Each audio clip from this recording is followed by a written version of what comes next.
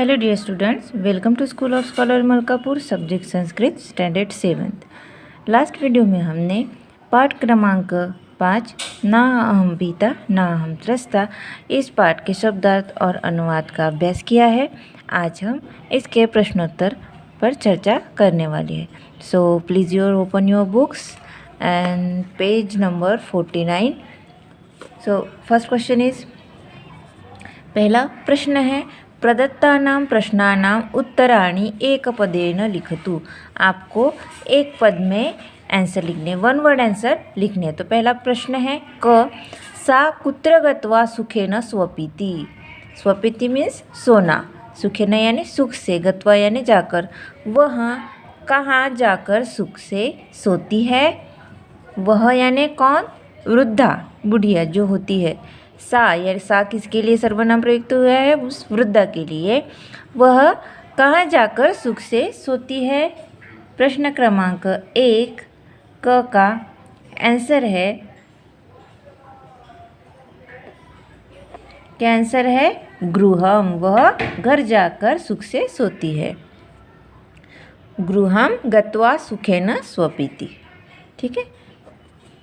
Next answer है, प्रश्न है, वृद्धा सहसा के द्वे अपश्यत। वृद्धा अचानक किन दोनों को देखती है। किनसे देखती है, पादत्राणे यानी पादत्राणे। पादत्राणे मीन्स शूज कह सकते हैं, चप्पल, कुछ भी।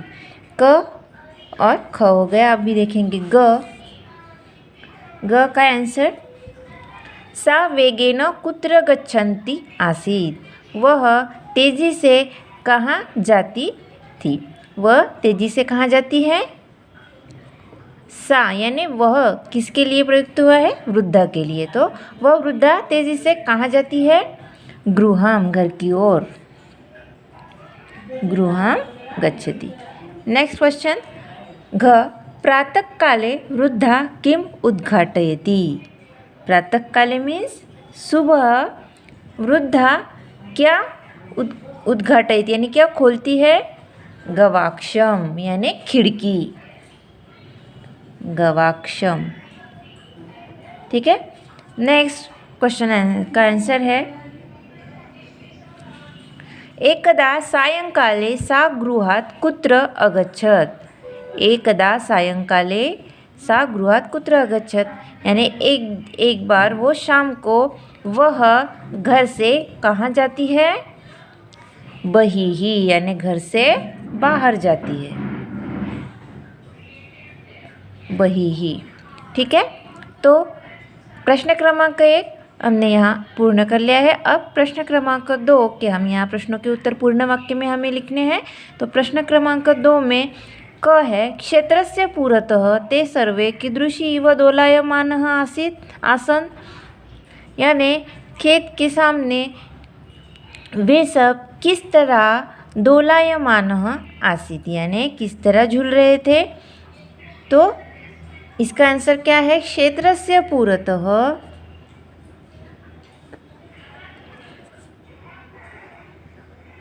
क्षेत्रस्य पुरतः ते सर्वे काकत्रासकारकमूर्ति, काकत्रासकारकमूर्ति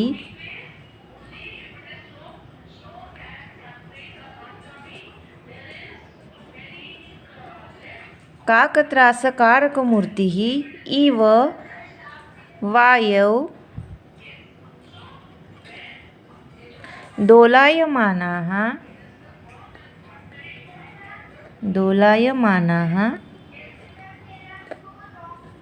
अतिष्ठन्।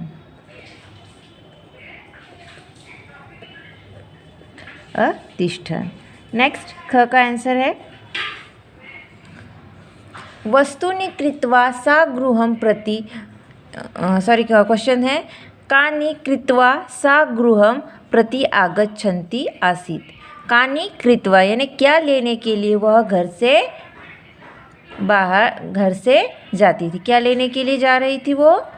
वह यानी वह वृद्धा क्या लेने के लिए घर से बाहर जा रही थी? वस्तूनि कृत्वा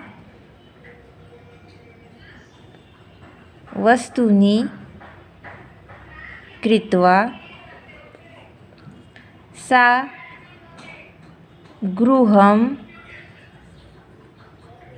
प्रति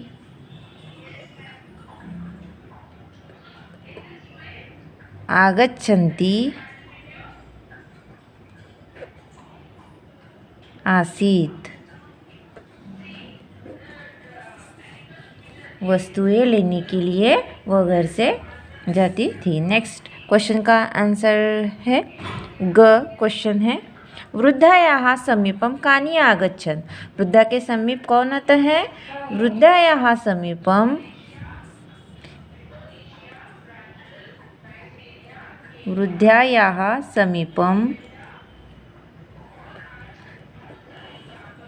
कानि कानि आगच्छन्? द्वे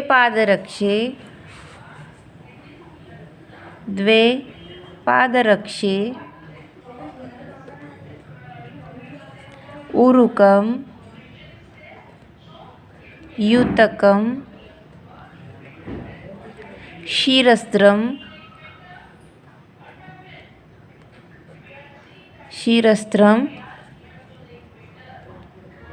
बृहत् कुष्माण्डमुखं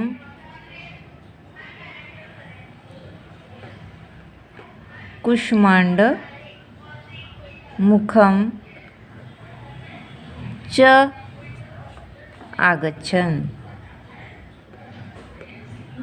कौन कौन आता है उसके समीप? दो पादत्राण, उरुकम यानी पैंट, युतकम यानी शर्ट, शिरस्त्रम यानी कैप, बृहत कुष्मांड मुखम यानी बहुत बड़ा कद्दू वाला मुख उसके सामने आता है। ठीक है, नेक्स्ट क्वेश्चन है घ सा विना भयेन किम अवदत्। वो बिना डरे क्या कहती थी? सा विना भयेन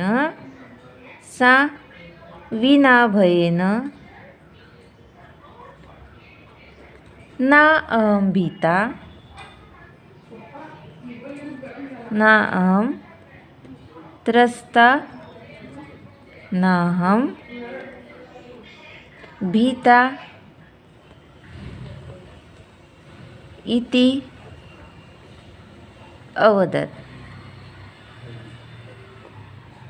नेक्स्ट क्वेश्चन है वृद्धा कुत्र अवसत्। वृद्धा कहाँ रहती थी? वृद्धा वने अवसत्। वृद्धा वन में रहती थी, जंगल में रहती थी। वृद्धा वने अवसत्।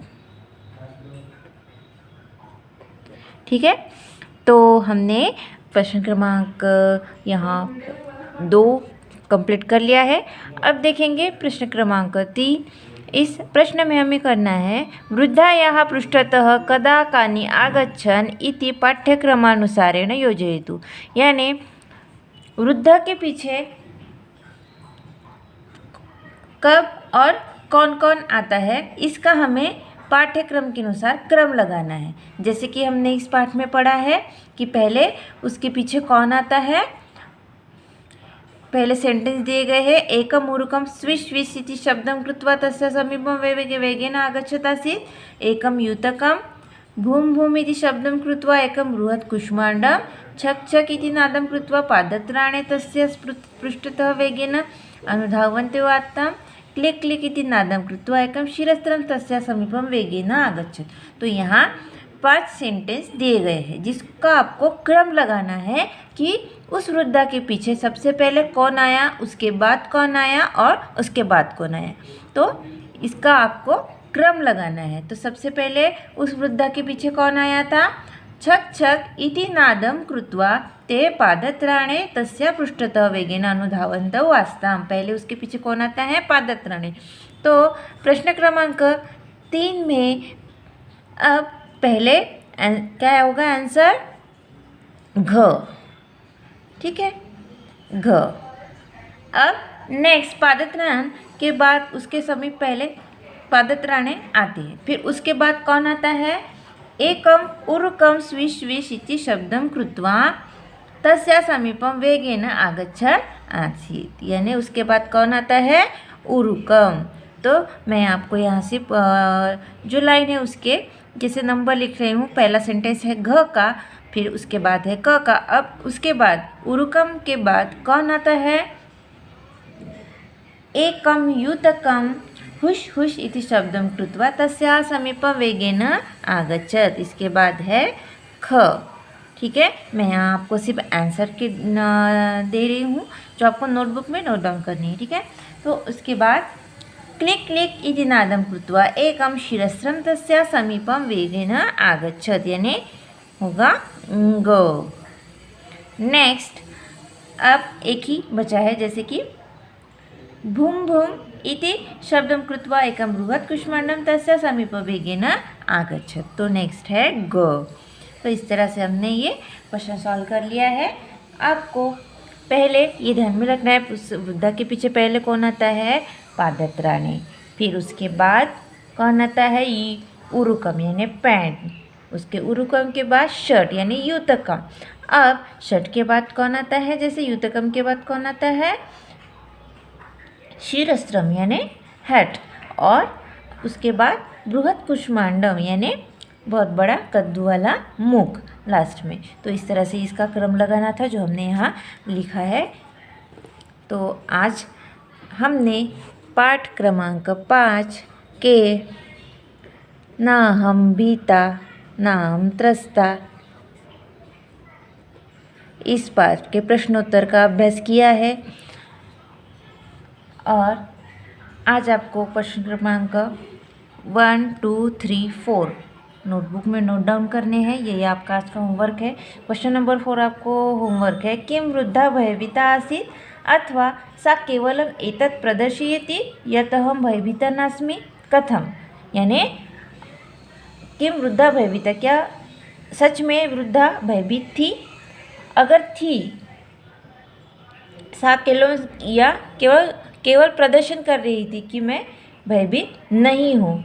अगर भयभीत नहीं हूँ तो उसका कारण लिखना है आपको कि वो क्यों भयभीत नहीं थी। ठीक है, तो लेकिन आपको आंसर लिखना है। तो किम वृद्धा भयभीता आसीत्, हाँ लेकिन भयभीत थी।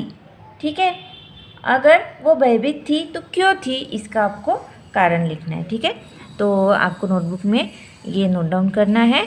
आज के लिए इतना ही, धन्यवाद।